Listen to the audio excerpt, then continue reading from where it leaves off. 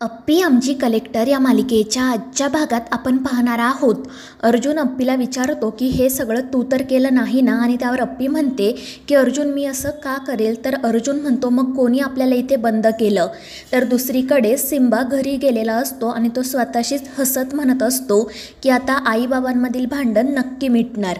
तर दुसरीकडे अर्जुन खूप चिडचिड करत असतो आणि ते बघून अप्पीला मात्र हसू येत असतं.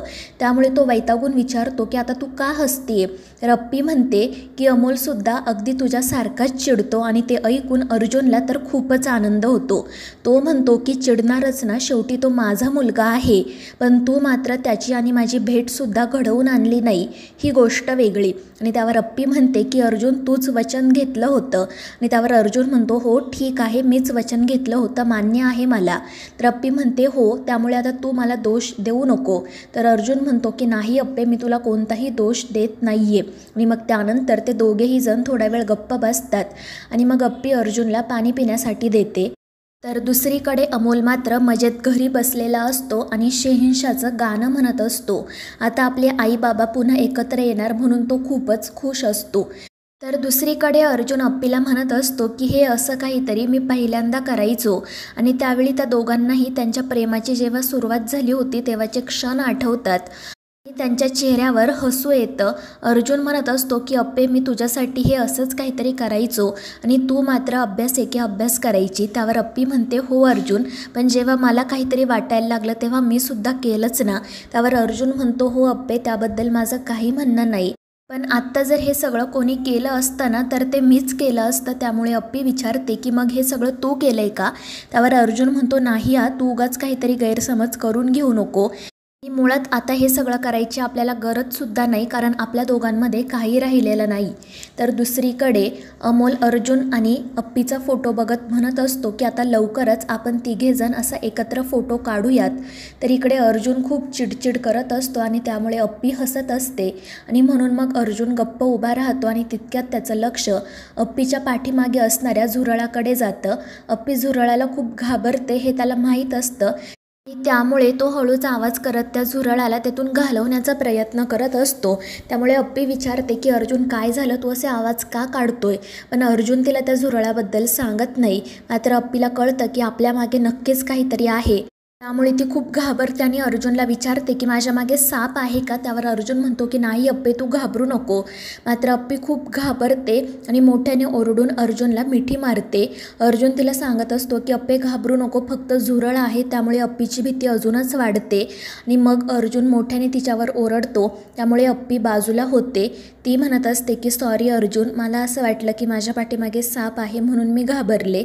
तर अर्जुन म्हणत असतो की मला माहीत होतं तू घाबरणार, म्हणूनच मी तुला काही सांगत नव्हतो, पण तू उगाच या सगळ्याचा चुकीचा अर्थ काढू नको. आणि त्यावर अपर्णा हो म्हणते. पण त्या दोघांनाही त्यांनी एकत्र घालवलेले क्षण आठवत असतात आणि ते आठवून अपर्णाला मात्र हसू येत असतं. दुसरीकडे अमोल घरातच खेळत असतो. तो खूपच खुश असतो आणि तितक्यात मोना त्या ठिकाणी येते. ती अमोलला विचारते की आज तुला बाहेर खेळायला जायचं नाही का, आणि आज तुझा मूड काहीतरी वेगळाच दिसतोय, काय झालं. पण अमोल तिला काही सांगत नाही. तितक्यात मग बापूसुद्धा त्या ठिकाणी येतात. अमोलने त्यांना आईस्क्रीम आणायला सांगितलेली असते, मात्र ते नेमके विसरतात आणि म्हणून मग अपर्णाला कॉल करून आणायला सांगायचं ठरवतात. पण अमोल म्हणत असतो की बापू त्याची काही गरज नाही, मा आता कामात असेल, आपण उद्या आईस्क्रीम खाऊयात. आणि त्यामुळे बापू म्हणतात की ठीक आहे, आणि मग त्यानंतर ते आणि मोना तेथून निघून जातात. तर दुसरीकडे ती आर्या पोलीस स्टेशनमध्ये जाते. ती खूपच चिडलेली असते. मग तितक्यात चिंचोके त्या ठिकाणी येतात आणि लगेच तिला काय झालं हे विचारायला सुरुवात करतात. आर्या त्यांना घडलेला सगळा प्रकार सांगते. तर चिंचोके तिला समजावत म्हणत असतात की काहीतरी महत्त्वाचं काम असेल म्हणून अर्जुन साहेब गेले असतील. पण आर्या काही ऐकायला तयार नसते. ती म्हणते की अर्जुनने एकदाही मला साधा कॉल किंवा मेसेज करून काही सांगितलं नाही, काही कळवलं नाही, आणि जर खरंच केसच्या संदर्भात काही असतं तर आपल्याला माहिती नसतं का. त्यावर चिंचोके म्हणतो पण हा अपर्णा मॅडमच्या सुरक्षिततेचा प्रश्न आहे ना. मात्र आर्या ते सुद्धा समजून घेत नाही. ती म्हणते की अपर्णा मॅडम हे सगळं मुद्दाम करत आहेत. आणि मग त्यानंतर ती रागातच तिने अर्जुनसाठी जो टिफिन आणलेला असतो तो फेकून द्यायला निघते. पण चिंचोके तिला थांबवतात आणि सांगतात की तुमचा अर्जुन साहेबांवर विश्वास आहे ना, मग असा चुकीचा विचार करू नका. आणि त्यामुळे आर्या गप्प बसते. तर दुसरीकडे अपर्णा अर्जुनला पाणी देत म्हणते की शेवटचा घोट राहिला आहे, तू प्लीज हे पाणी पी, तुला बरं वाटेल. तर अर्जुन तिला म्हणतो की अप्पे फक्त मला 2 मिनिट दे, मी तोडतो हा दरवाजा म्हणजे आपण इथून बाहेर जाऊ.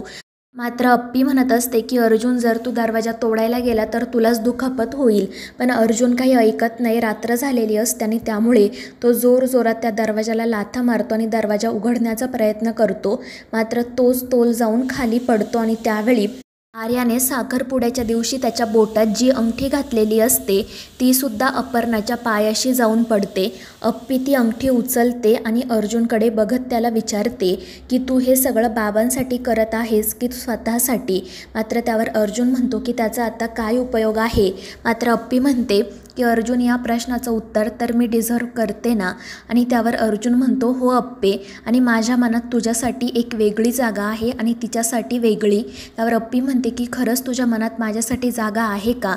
त्यावर अर्जुन म्हणतो, हो अप्पे, मात्र फक्त एक आठवण म्हणून. ते वटलेलं झाड असताना त्यासारखं. ना त्या झाडाला कधी फळं येत, ना फुलं येत, ना पानं येत, फक्त ते झाड असतं. तर अप्पी म्हणते की माझं उलट आहे. माझ्या मनात जे झाड आहे त्याला कधी ना कधी पालवी फुटेल, फळं फुलं येतील अशी माझी अपेक्षा आहे. मात्र अर्जुन म्हणतो की तू कोणतीही अपेक्षा मनाशी बाळगू नको, कारण आता आपले मार्ग वेगळे झाले आहेत कायमसाठी. आणि त्यावर अप्पी म्हणते की नाही अर्जुन, तू साखरपुडा केलास मान्य आहे मला, मात्र मी कधीच दुसरं लग्न करणार नाही. मी कायम अमोलसोबत राहील. आणि त्यावेळी अर्जुन म्हणतो की अप्पे, तू माझी आणि अमोलची भेट का घडवून आणली नाही, मला विचारलंसुद्धा नाही की मला त्याच्याबद्दल काय वाटतं.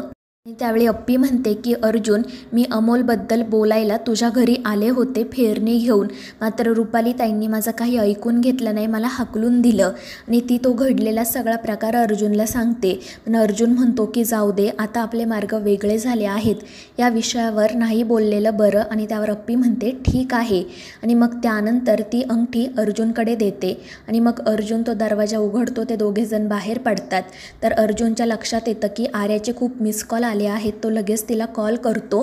तो विचारतो की आर्या, तू कुठे आहेस. त्यावर ती सांगते की स्टेशनमध्ये. त्यावर अर्जुन म्हणतो ठीक आहे, मी थोड्याच वेळात तिथे येतो. आणि मग त्यानंतर तो अप्पीला विचारतो की मी तुला कुठे सोडू का. त्यावर अपर्णा सांगते नाही, मी इथे जवळच राहते. आणि मग ती अर्जुनला म्हणते की मला माहिती आहे आपल्या दोघांची भेट होत असल्यामुळे कदाचित आर्याला त्रास होत असेल, त्यामुळे यापुढे माझ्याकडून तुम्हाला कोणताही त्रास होणार नाही याची मी काळजी घेईल. आणि मग ती तेथून निघून जाते. मात्र ती माघारी वळून पुन्हा अर्जुनकडे बघत असते. त्यानंतर अर्जुन पोलीस स्टेशनमध्ये जातो. आर्या तर त्याच्यावर खूप चिडलेली असते. पण अर्जुन तिला घडलेला सगळा प्रकार खरा सांगतो.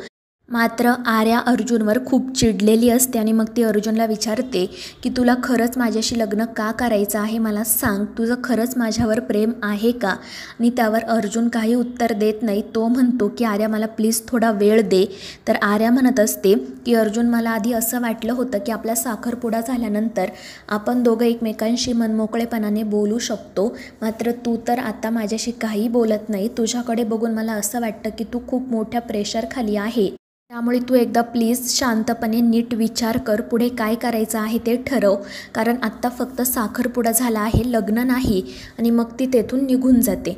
तर मित्रांनो, या मालिकेच्या पुढील भागांच्या अपडेट्ससाठी आपल्या चॅनेलला सबस्क्राईब करा.